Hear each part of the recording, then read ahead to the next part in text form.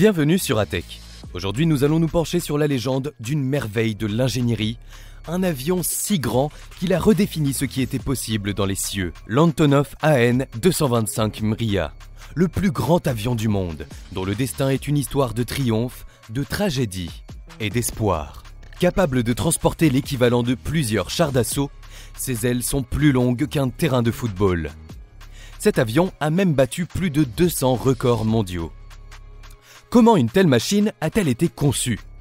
Et pourquoi la destruction de cet unique exemplaire a-t-elle ému le monde entier, créant un élan pour sa possible renaissance? Préparez-vous à découvrir l'histoire de ce géant, de sa naissance dans l'ombre de la guerre froide à son destin inachevé. L'histoire de l'Antonov AN-225 commence à l'apogée de la guerre froide, dans l'ombre du programme spatial soviétique. Dans les années 1980, l'Union soviétique avait besoin d'un moyen de transport exceptionnel pour son programme de navette spatiale, le programme Buran. La navette, avec ses composants massifs, nécessitait une plateforme aérienne capable de la transporter de son site de fabrication à la base de lancement. Le vénérable Antonov AN-124, déjà le plus grand avion de transport du monde à l'époque, était trop petit. Il fallait quelque chose de plus grand, de plus puissant et de plus audacieux. C'est ainsi que l'avionneur ukrainien Antonov s'est lancé dans un projet d'une ampleur sans précédent. Ils ont pris le design du AN-124 et l'ont étiré, agrandi et renforcé. Le résultat fut une machine gigantesque, propulsée par 6 moteurs au lieu de 4, avec une voilure prolongée. L'avion a été baptisé Mriya, qui signifie rêve ou aspiration en ukrainien.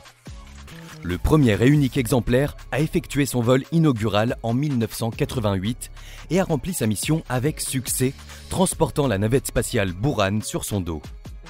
C'était une démonstration de force technologique soviétique, une réponse directe aux prouesses des États-Unis dans l'espace et la naissance d'une légende volante.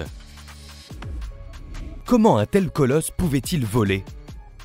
Le fonctionnement de l'AN-225 est un chef-d'œuvre d'ingénierie, où chaque détail a été pensé pour la force et la stabilité.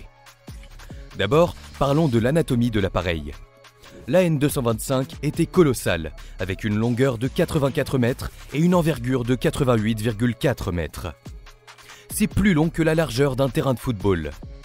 Son poids maximum au décollage pouvait atteindre 640 tonnes, un record mondial absolu pour un avion. Pour gérer ce poids, il était équipé d'un système de train d'atterrissage tout aussi impressionnant, pas moins de 32 roues.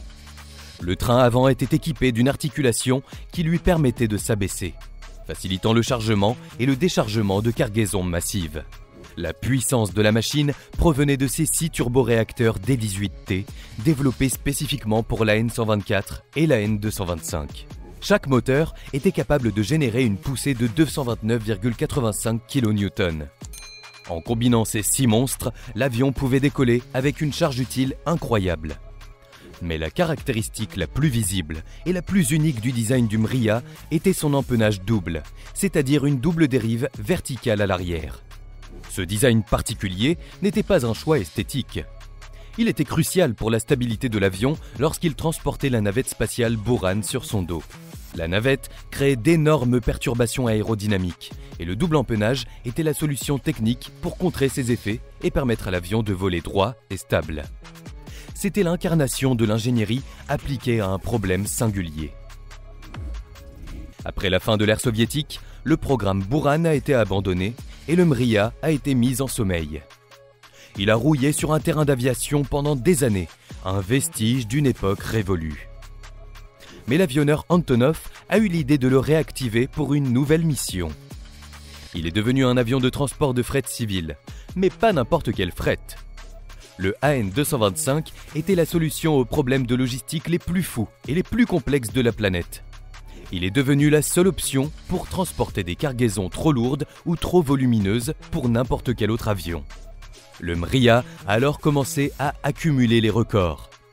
Il a transporté une génératrice de 187 tonnes, le plus lourd chargement unique jamais transporté par voie aérienne. Il a transporté un chargement total de près de 254 tonnes, un autre record mondial. Il a également transporté des pales d'éoliennes de 42 mètres de long. une longueur impossible pour tout autre appareil. Il est devenu une véritable célébrité de l'aviation. Des passionnés se pressaient sur les tarmacs du monde entier à chacun de ses atterrissages.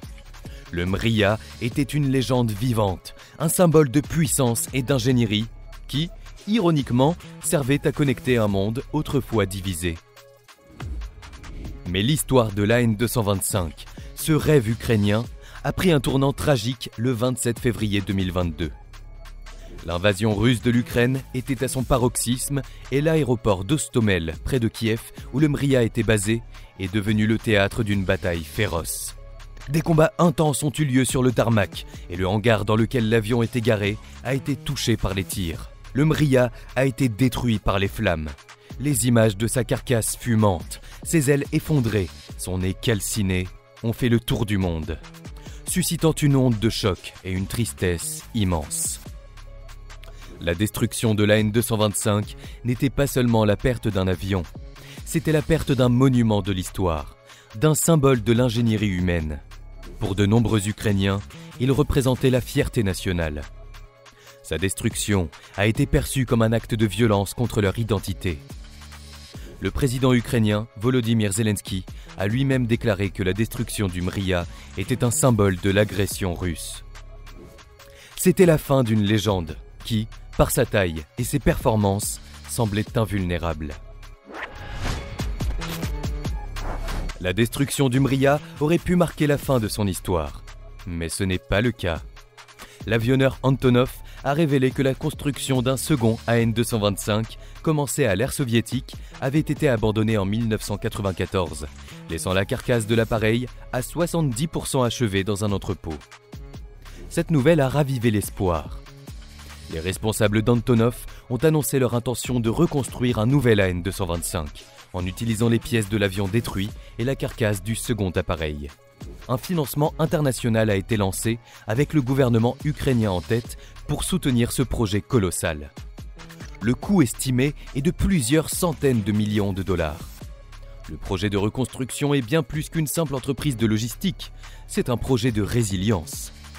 C'est le désir de voir renaître un symbole national et de prouver que même dans la destruction, il y a de la place pour le rêve. Le nouvel AN-225 ne serait pas seulement un avion de transport, mais un monument volant de la détermination ukrainienne. Son héritage continuera de vivre, et, qui sait, peut-être qu'un jour, nous verrons à nouveau un Mriya prendre son envol. Pour terminer, l'Antonov AN-225 était une véritable prouesse technique. Selon vous, est-ce que la reconstruction de l'AN-225 serait un symbole de résilience suffisant pour justifier l'investissement colossal? Dites-nous ce que vous en pensez dans les commentaires. Et si cette histoire d'ingénierie, de tragédie et de renouveau vous a passionné, n'oubliez pas de laisser un pouce bleu et de vous abonner à notre chaîne pour ne rien manquer de nos prochaines vidéos. À très bientôt!